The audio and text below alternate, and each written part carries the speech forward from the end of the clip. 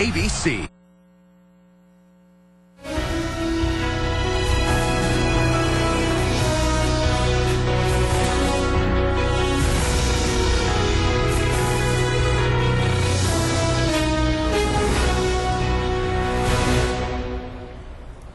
On this election night, workers are counting the votes, and we still don't know who will be the next president of the United States. I'm Keegan Fox. And I'm Megan West. What a close and exciting night it's turning into. I want to take a look at the popular vote across the country right now. You can see Donald Trump is in the lead there, 49% to Hillary Clinton's 46%.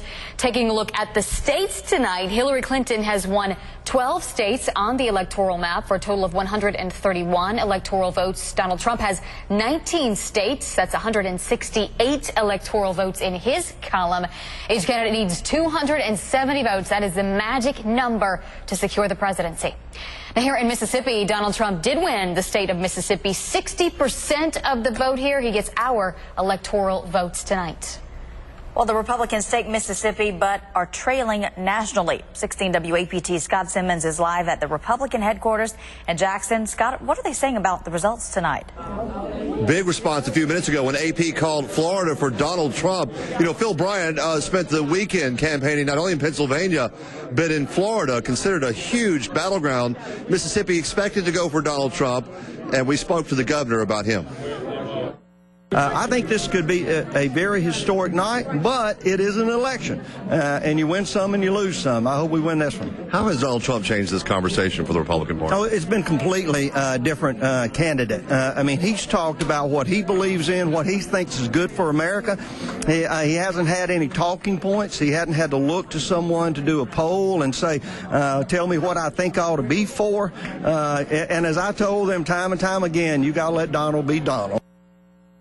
Donald Trump winning Mississippi, apparently now claiming Florida. Republicans here are having a very good night as they continue to take in the results at Republican headquarters. Now back to you.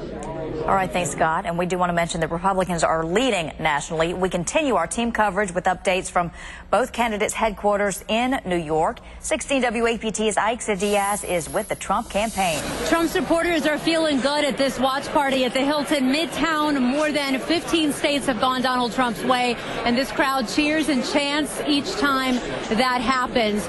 No major surprises yet, though. Those states that Donald Trump has won so far are traditionally red states, so he hasn't turned any blue states red just yet. We are still watching Florida, Ohio, North Carolina, New Hampshire, Pennsylvania. Those are those critical swing states we saw the Trump-Pence ticket campaigning in so often, because those are the states that could really put Trump over the edge and hit that 270 mark that is needed to win the presidency. The Trump campaign is watching this as a family over at Trump Tower. Both Mike Pence is there with his family, as well as obviously Donald Trump and his family.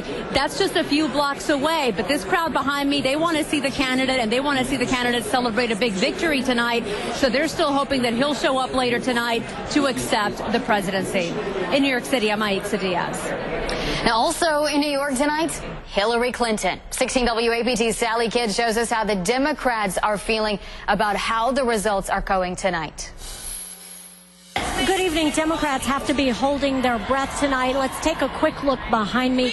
Katy Perry is speaking to the crowd. Hundreds are gathered here in the inside in this atrium.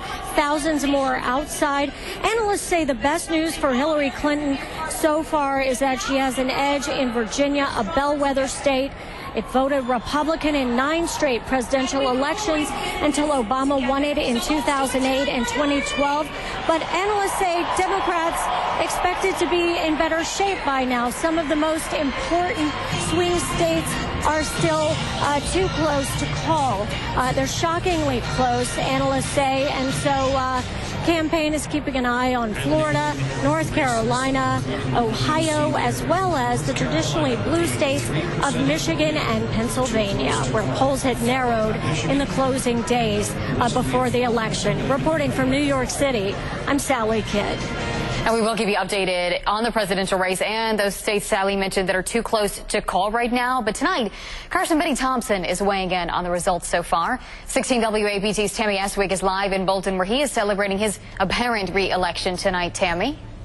Yeah, that's right. We just got finished talking to the congressman just moments ago, Megan, and Sally Kidd mentioned holding their breath. Well, a room full of people are inside with the congressman right now watching the presidential results come in, and they are holding their breath in that room, watching all these states turn red and others, of course, turn blue. So they're still watching that go on. Meanwhile, Congressman Benny Thompson is extremely delighted that his constituents voted him back in again. He's been serving in this position since 1993, and we asked him why is it that he thinks that they keep voting him back in. He credits the fact that he comes back home constantly almost every weekend, and he goes to these smaller towns making sure his constituents are heard and he can help them in some small. Looks like we've lost Tammy there in Bolton. We will try to talk to her again throughout the night tonight as we continue to watch these results come in. In the meantime, I want to show you our electoral map. We're keeping a close eye on the numbers and the states as they end up in each candidate's columns. Here in blue, the states Hillary Clinton has won tonight. Now I want to take a look at the states that Donald Trump has won tonight. These, the states in red, goodness, the South and the Midwest, all in his column. Also the state of Florida, which had been a big question mark tonight. Each of these candidates trying to secure 270 votes as the number they have to get to become the next president. We're also closely watching the balance of power in the Senate tonight. This is how things looked before the results started tonight. Democrats needed 5 seats to wrestle control of the Senate away from Republicans. Right now, so far, Republicans still have a majority, controlling 47 seats to Democrats' 45 seats. Still 8 seats out there undecided tonight. 16 WAPT's Ross Adams is live with our panel of campaign watchers to talk about how the results tonight affect Mississippi. Ross. Yeah, Megan, they have been watching the results all night. We have Kenneth Townsend with Millsaps College. Kenneth, what do you make of the results as it relates to Mississippi? No surprises with Trump. Huge win here. Yeah, no major surprises. I think everybody expected Trump to win Mississippi relatively easily. It looks like he's on pace to win by around the same margin, maybe slightly greater than Romney won Mississippi 4 years ago. And Steve Rosman with Tougaloo, what do you make of Trump's, again, no surprise, but his strong showing in Mississippi, made 3 visits to the state during the course of the campaign? No surprise at all. I think he'll actually expand the margin that he had over, that Obama had over Romney, because I think the African-American vote is going to be a little bit lower turnout than it was in 2012. And Matt Friedman, a Republican analyst, no fan of Trump. I guess you have to be one of the most disappointed people tonight looking at the results. Well, I mean, you look at it and think, wish we would have had 2 better candidates. No question about it. It's too early to call it, obviously. Trump's looking awfully good. And I think there's a lot of enthusiasm at the end of his campaign. A lot of people showing up at rallies, and I just think he had more momentum than Hillary did. We'll see how it ends up tonight, but it looks good for him right now. What do you guys think a Trump victory could mean for Mississippi? You know, I don't know that it means a lot different for Mississippi than what it does for the rest of the nation. I don't know that Mississippi stands to suffer more or benefit more than other states, to be completely honest. But we'll see. But if you have a President Trump and Thad Cochran is still head of the Senate Appropriations Committee, could that mean more money coming to Mississippi? It could, but from a social standpoint, the changes in the Supreme Court could feed the social values of Mississippians, could perhaps possibly allowing states to determine their own abortion laws and a number of other things. So that could be positive for the majority view in Mississippi, some of these social issues. I think that would be in line with how you feel, right, Matt? Well, I think you have a governor that was supportive, and of course Thad Cochran, however supportive he was, nonetheless they're Republicans, and they're going to be able to speak into the life of Donald Trump to some degree, much greater degree, let's say, than if it were Hillary Rodham Clinton that were winning the election tonight. All right, thank you very much. That's our analysis from our political experts. We'll be here later in the show to bring you more of what they have to say. Back to you. Oh, man, what an interesting night, Ross, and so interesting to hear from our analysts. Thank you. Now we want to turn from the presidential race to some of the positions that are up for grabs here in Mississippi. First, our congressional races. We mentioned this one, the U.S. House District 2 race. Democrat Benny Thompson keeping his seat, the seat he has held since 1993. In the U.S. House District 3 race, Republican incumbent Greg Harper with 68% of the vote, also holding on to his seat in Washington. Turning now to some other state races. State Supreme Court District District 1. Incumbent Judge Jim Kitchens with the lead over Kenny Griffis tonight, 52% to 48% as it stands right now. The state Supreme Court District 2 race is between Dawn Beam and Michael Sharif. Dawn Beam in the lead of that one. You'll be able to see these results scrolling at the bottom of your screen right here on 16 WAPT. And remember, they're always just a click away on the 16 WAPT mobile app. Now let's go straight to that Supreme Court race between Jim Kitchens and Kenny Griffis. 16 WAPT's Ryan Houston joins us live now. Ryan.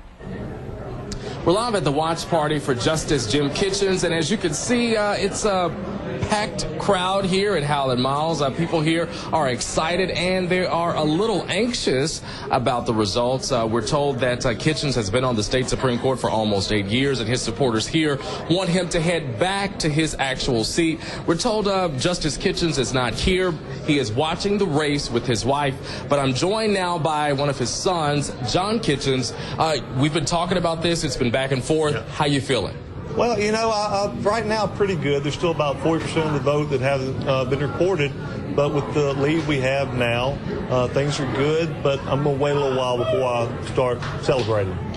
You know, this race took a nasty turn with political attack ads against your father. As a son, what's your take on that? Well, those ads, of course, you know, they were hurtful to me, to my family, my children. But I think that with the victory tonight, we can send a clear message that outside groups can't come to Mississippi and buy elections.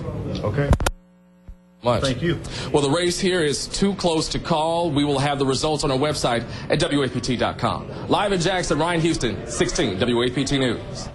Okay, thanks, Ryan. And we're going to step aside for our first break, but we have much more when we return. Oh, absolutely. We'll go live to both the Trump and Clinton campaign headquarters in New York. This is the Clinton headquarters right here at the Javits Center. Of course, we'll also check in with meteorologist David Hartman to see how your weather is shaping up for the rest of the week. Stay with us. You're watching 16 WAPT News at 10, the one to watch.